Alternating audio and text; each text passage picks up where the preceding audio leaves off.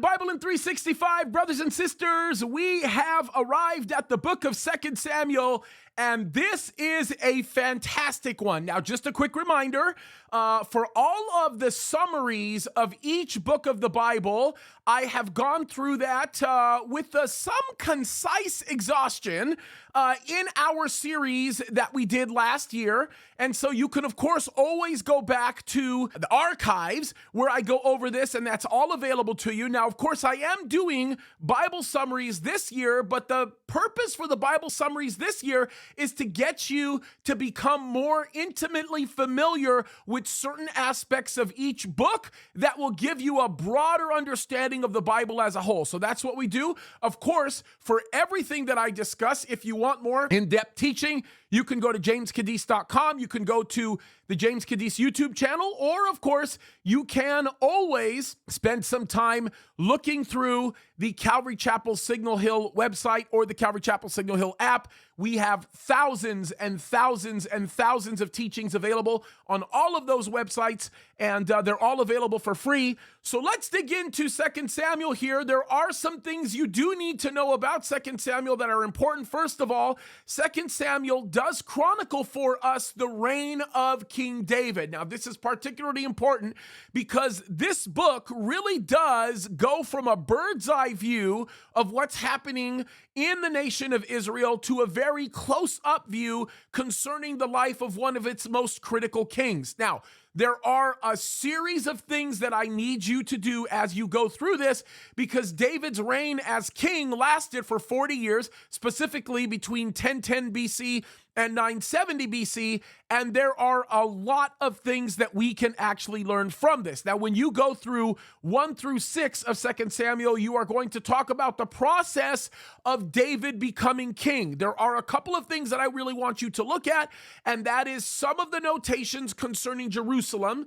That's very, very important, so that's a good assignment to kind of follow down on. And I also want you to look at the Gihon Spring and the ancient water system that existed back then. This, by the way, will be critical for other things that we will read about in the future and things in terms of reaching into the past, particularly with the book of Joshua. So this is a very, very important aspect of 2 Samuel where you're going to get some deeper insight into some things that you might not necessarily catch unless you're looking for it, right? And speaking of looking for it, you are going to want to look at God's promise given to David in 2 Samuel chapter 7. You need to pay close attention to this promise, because where this comes from is a desire that David had to build a temple for God, and God basically saying, sorry, David, you can't build the temple. Your hands are too bloody, but your son will. But then he makes a promise for David, and he says, you're not going to build me a house, but I'm going to build you a house.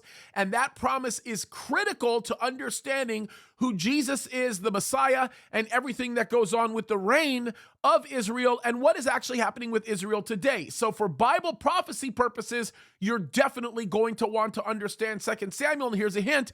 If you want to better understand the genealogy in the book of Matthew, you're going to want to study 2 Samuel chapter 7. It is a very critical portion of that. As well, if you are interested in war, right? Like if you sort of are excited about tools that leaders used in war for conquests and different things like that, tactical use, you're going to love chapters 8 through 10 of 2 Samuel, because it does give us an understanding of David's victories. But what is more spectacular about this is so much of the godly wisdom and insight that David had in pursuing many of those things. Now, when you get into chapter 11 and 12, I want you to focus on something critically important, and that is what exactly happened with David and Bathsheba. Now, this is something that I've learned over the years in ministry, and that is when problems arise, you want to stop, you want to analyze, you want to reconsider, and you want to regroup. And David actually didn't do that, and his failure to do that is what caused him to walk into this sinful place with Bathsheba, and it literally destroyed him. So I want you to pay attention to the things that contributed to that so that you can learn the lesson of things to avoid and what to be careful of, because when you go through chapter 13 through chapter 21, I want it to be a reminder to you of the trouble that sin brings. And what I'd like you to do through those chapters is just make a notation to yourself of all of the different problems David's sin created from him. And by the way, you'll see tons of them, right? You will see people betraying him as a result of what he did with Bathsheba. You'll see familial ties to Uriah that actually created the environment of betrayal that happened with David. Terrible, tragic story of what happened there. You'll see David losing a son over all of this. You'll see all kinds of things, and you should note that. And when you note it, you should use it as a reminder of what sin does naturally to somebody who yields to it and capitulates to it. The other thing I would do is I would look at chapter 22 and note the kind of praise that's emanating from David's heart.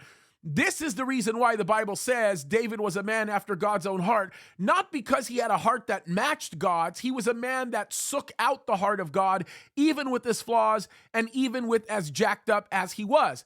Now, when you get to 23, you are going to look at a very important aspect of 2 Samuel, and that is David's last words. I really need you to spend a moment to just take a look at that for a moment and note the things that David said.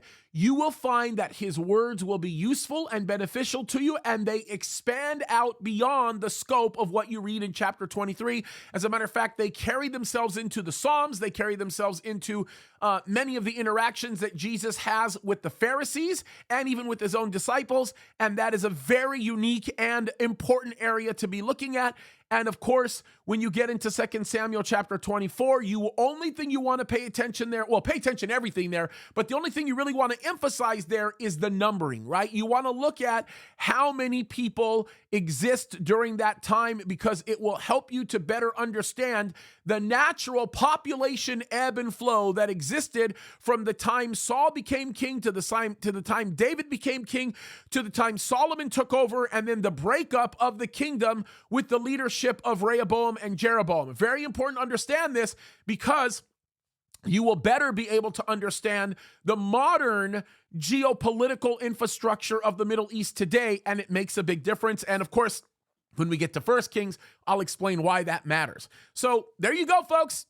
A lot of stuff there. Just a reminder, you can go to jamescadiz.com if you want to listen to the in-depth teaching. We love you guys. By the way, you're doing a great job. Keep on fighting the good fight. God's blessing you in your study of his word.